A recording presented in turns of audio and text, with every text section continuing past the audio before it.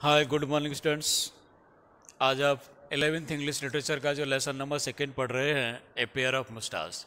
दो मूँछों वाले व्यक्तियों की कहानी उसी को कंटिन्यू करेंगे कि किस प्रकार से दो मूँछों वाले व्यक्ति बहस करते हैं और एक मूँछों वाले व्यक्ति मूँछों की शान को बचाने के लिए अपना सब कुछ गिरवी रख देता है, उस दूसरे वाले यानी साहूकार को, मनी लेंडर को दे देता है।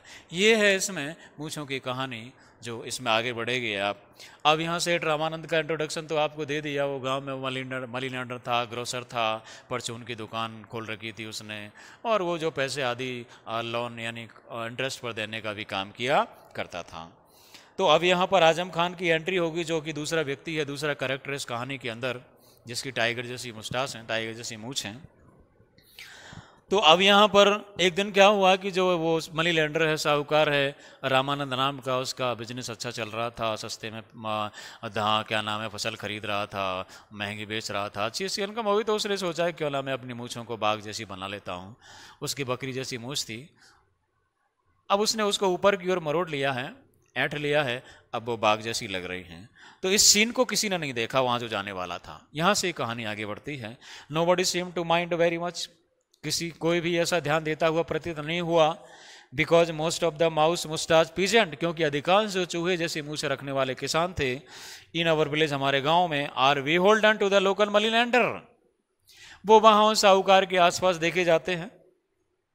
Either because they owe him interest on a loan, अब या तो वो किसी लोन यानी कर्ज का ब्याज चुकाने के लिए आते हैं, या ये भी कह सकते हैं कि वो ब्याज पर कर्ज लेने के लिए आते हैं।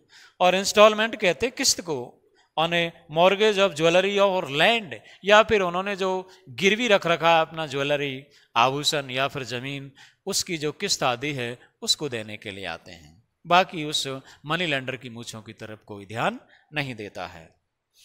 बिसाइड्स, इसके अतिरिक्त द सेठ हैड बीन केयरफुल अनफ, वो सेठ भी बहुत ही सतर्क था पर्याप्त रूप से, टू ट्विस्ट हिज मुस्टास, अपनी मूँछों को ऐंठने में, ट्विस्ट मीन्स ऐंठना या मरोड़ना, so that it seemed nearly means लगभग, जिससे मूँछ उसकी लगभग लगे, नॉट क्वाइट, पूरी तरह तो नहीं, लाइक टाइगर मुस्टास, लगभग जो है टाइगर जैसी मूछें लगने लगे, ऐसी वो मूछों को ऊपर की ओर ऐंठ लेता था। ये बात किसी ने देखी नहीं। What there lives in the vicinity of our village, vicinity का मतलब पास में ही, नियर, या गांव के ही एक भाग में, गांव के ही पास में एक व्यक्ति रहता है। An old dilapidated Mughal style house, old means पुराना, डायलापेटेड कहते हैं हम टूटे फूटे को, मुगल शैली का बना हुआ कोई टूटा फूटा सा मकान था, उसमें व्यक्ति रहता है जिस मुसलमान नेम्ड खान आजम खान। ये है वो सेकंड पात्र करेक्टर जो टाइगर जैसी मुस्टास मूछें रखता है। वो व्यक्ति आजम खान नाम का व्यक्ति, खान आजम खान नाम का व्यक्ति, मुगल शैली के बने हुए अपने पूर्वजों के किसी टूटे फूटे मकान में रहता है, वही गांव के पास में है। तो who claims descent from an ancient Afghan family, descent means एक वंशज को कहते हैं। अब यहां पर वो क्लेम, दावा करता है खान कि भाई मैं प्राचीन मुगल फैमिली से के वंशज हूं मैं, ऐसा वो कहता है। Whose heads were noble man and councillors in the court of the Mughals, वो ये भी कहता है कि मेरे परिवार के जो मुखिया थे वो मुगलों के राज्य में, मुगलों के दरबार में नोबल मैन यानी श्रेष्ठ व्यक्ति के रूप में पदस्थापित थे, या काउंसलर कहते हैं वहाँ सभासद के रूप में रहते थे। ऐसा वो उस वंश का वंशज होने का दावा करता है Khan. Khan Azam Khan, a tall middle aged man, अब उसकी पर्सनैलिटी यहाँ बताई गई है कि वो लंबे कद का और मिडिल एज्ड कहते हैं मध्यम उम्र का व्यक्ति था। Is a handsome and dignified person, handsome सुंदर, वो काफ़ी सुंदर और काफ़ी सम्मानित व्यक्ति था। डिग्निफाइड का मतलब होता है यहाँ रेस्पेक्टेड, ऐसा वो दिखता था, मानो कि काफ़ी सम्मानित व्यक्ति था, वो डिग्निफाइड था। And he faded wears a tiger moustache, वो टाइगर जैसी मूछें रखता है। एंड रिमेन्स एडोन, हमेशा सज धज सुसज्जित रहना, एडोन का मतलब होता है डेकोरेटेड, सुसज्जित। With the faded remnant of a gold brocaded waistcoat, remnant अवशेषों को कहते हैं, तो सोने की जड़ावट के अवशेष वाला वो कोट पहनकर हमेशा सुसज्जित रहता है। फेडेड का मतलब होता है बदरंग, जिसका रंग उड़ गया है। कोई पुराना होगा उसके पास पहनने के लिए, उस पर सोने की जो जरी की हुई थी, जड़ाई की हुई थी, उसके अवशेष मात्र बचे हैं, वो हमेशा पहनकर सुसज्जित रहता है। दो ही हैजंट इवन ए पेच ऑफ लैंड लेफ्ट। पेच का मतलब होता है यहाँ पर, ये जो PATCH वर्ड है, पेच का मतलब यहाँ जमीन के टुकड़े के लिए आया है, पीस ऑफ लैंड। हालांकि उसके पास जमीन का एक टुकड़ा भी नहीं बचा है, कुल मिलाकर उसके पास ज्यादा प्रॉपर्टी नहीं है, लेकिन वो ऐसे रहता है मानो कि बहुत बड़े कुल का वंशज हो। सम पीपुल नोटेबली द लैंडलॉर्ड। अब नोटेबली का मतलब मुख्य रूप से, कुछ लोग उसी गांव के अंदर, जैसे जमींदार है गांव का, द मनी लैंडर वो साहूकार है, मैलिशियसली, मैलिशियसली कहते हैं द्वेष पूर्वक या दुर्भावना पूर्वक, वो द्वेष पूर्वक या दुर्भावना पूर्वक कहते हैं that he is an impostor. Impostor का मतलब होता है, ये इम्पोस्टर वर्ड किसी ठग को कहते हैं, कि ये जो मनी लैंड, ये क्या नाम है, जो आजम खान नाम का व्यक्ति है, ये एक ठग है पूरा ही, जो दूसरों को ठगता है, ऐसा वो कहते हैं, द्वेषवश, दुर्भावना बस। And that always talk about his blue blood. और इसकी जो ये वार्तालाप करता है, ब्लू ब्लड हम कहते हैं स्टूडेंट्स उसको, शाही खून को, शाही परिवार को, रॉयल फैमिली को। और ये जो दावा करता है कि ये किसी शाही परिवार का वंशज है, ये भी क्या है, merely the bluff of a rascal. ये रास्कल, इस बदमाश का, इस शैतान का एक धोखा है, ब्लफ, धोखा है ये भी, कि ये किसी शाही परिवार का सदस्य है, यानी झूठी है ये बात। अदर्स लाइक द प्रिस्ट, जबकि उसी गांव में दूसरा जैसे मंदिर का पुजारी है, प्रिस्ट ऑफ द टेम्पल, कॉन्सीड, स्वीकार करना, मानना, एक्सेप्ट, वो ये मान लेता है, स्वीकार करता है that is ancestor were certainly attest to the court of the great Mughals. Ancestors जो वर्ड है वो आता है पूर्वजों के लिए, कि इसके जो पूर्वज थे आजम खान के, वो वास्तव में मुगल दरबार से जुड़े हुए थे, ग्रेट मुगल दरबार से जुड़े हुए थे, बट एज स्वीपर्स। लेकिन वहां कोई काउंसलर्स या नोबलमैन नहीं थे, बल्कि सफाई कर्ता के रूप में थे, सफाई कर्मचारी, सफाई करने का काम वहां करते थे, ऐसा गांव का पुजारी कहता है। आगे the landlord, the money lender and the priest are manifestly का मतलब होता है क्लियरली, स्पष्ट रूप से। अब ये तीनों ही जो ग्रुप हैं, उस गांव का जमींदार, वहां का साहूकार, वहां का पुजारी, स्पष्ट रूप से jealous of any one's long ancestry, ऐसे किसी व्यक्ति की वंश से वो जलते हैं। हाउएवर, हालांकि, because they have all Ryzen from nothing, हालांकि वो बहुत ही निम्न स्तर से ऊपर उठे हैं। नथिंग का मतलब बिल्कुल जीरो से ऊपर उठकर आए हैं, इसलिए वो उसे जलते हैं।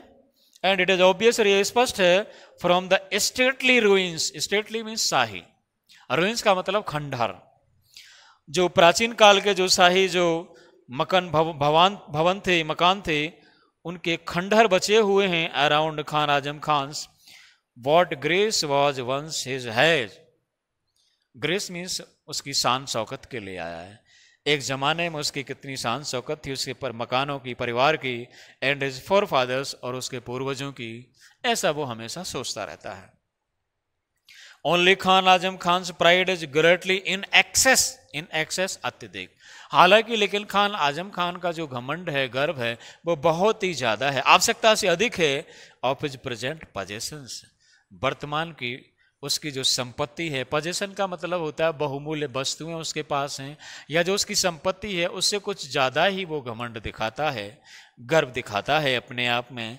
ही इज इनऑर्डिनेटली, और असाधारण रूप से, headstrong in safeguarding, headstrong का मतलब हठी है, वो जिद्दी है सेफ गार्ड, सुरक्षा करने में, every sacred brick of his tottering house, sacred means पवित्र, टॉटरिंग कहते हैं टूटे फूटे, जीर्ण शीर्ण, अपने उस टूटते हुए मकान की प्रत्येक ईंट की सुरक्षा करने के लिए मानो वो कितना जिद पर अड़ा हुआ है। अगेंस्ट वैंडलिज्म, वैंडलिज्म कहते हैं विनाश की स्थिति से रोकने के लिए, बर्बादी की स्थिति से अपने मकान को रोकने के लिए, वो ऐसा लगता है मानो उसकी प्रत्येक ईंट की सुरक्षा करने के लिए हठी है, जिद्दी है, हट किया हुआ है।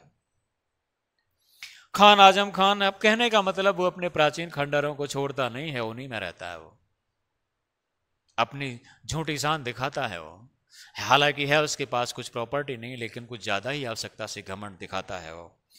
Khan Azam Khan happen to go to, उसी समय क्या होता है कि आजम खान नाम का वो व्यक्ति उस साहूकार की दुकान पर चला जाता है to pawn his wife's, pawn PAWN, पान का मतलब होता है यहाँ पर गिरवी रखना। अपनी पत्नी की नोज रिंग थी, उसको गिरवी रखने के लिए। वन मॉर्निंग, एक सुबह, एंड ही नोटिस्ड, और वहां उसने देखा, क्या देखा, एन अपटर्निंग टेंडेंसी, अपटर्निंग ऊपर की ओर मुड़ी हुई। अब इसमें इस राइटर ने सीधा नहीं कहा है, घुमा कर कहा है। Here on Ramanand upper lip, Ramanand नाम का जो मनी लैंडर है उसके ऊपर के होठ के बाल, मूछ सीधा नहीं कहा उसने, जबकि कहना चाहिए एक वर्ड में कह सकते हैं मूछ। रामानंद की जो मूछें थी ऊपर की ओर मुड़ी हुई थी टाइगर स्टाइल में, ये देखा उसने आजम खान ने। Which made the money lenders got moustache, अब ऊपर की मुड़ी हुई जो उसकी हरकत थी मूछों की, उसने उस साहूकार की बकरी जैसी मूछों को बना दिया look almost like his own tiger moustache, और वो दिखने लगी हैं उसकी टाइगर जैसी मूछों की तरह। ये देख करके वो आजम खान भड़क गया, ये साहूकार या वणिया या जो ग्रोसर है ये टाइगर मूछें कैसे रखता। उसको अपनी मूछों पर बड़ा घमंड था। तो क्या बोला उस मनी लैंडर से वो, since when have the lentil, lentil वैसे मसूर आदि की दाल होती है, लेकिन यहाँ इसका भावार्थ है निम्न स्तर का भोजन करने वाले। वो अपने आप को उच्च कुलीन मानता था आजम खान, तो बोला कि ये निम्न स्तर का भोजन करने वाले दुकानदार कब से इतने नोबल मैन बन गए भाई। सिंस व्हेन मीन्स कब से, ऐसा सोरली मीन्स विटरली, बड़े कटु भाव से, बड़ी कड़क आवाज में वो आजम खान बोला कि ए साहूकार मनी लैंडर बने, तो इतना इतना नोबल मैन कैसे बन गया कि टाइगर जैसी मूछें रखने लग गया। इस बात को सुनते ही वो रामानंद क्या कहता है, I don't know what you mean Khan. Ramanand answered, तो रामानंद ने जवाब दिया कि खान तुम क्या कहते हो, तुम्हारे कहने का मतलब क्या है, मैं बिल्कुल नहीं जानता, ऐसा उसने कहा। यू नो, तुम जानते हो, व्हाट आई मीन, मेरे कहने का जो मतलब है वो तुम जानते हो। सीड ऑफ ए डंकी, अब यहां पर खान थोड़ा भड़क गया। गधे के बच्चे, वैसे सीड किसी बीज को कहते हैं, लेकिन यहाँ उसकी औलाद के लिए आया है, बच्ची के लिए आया है।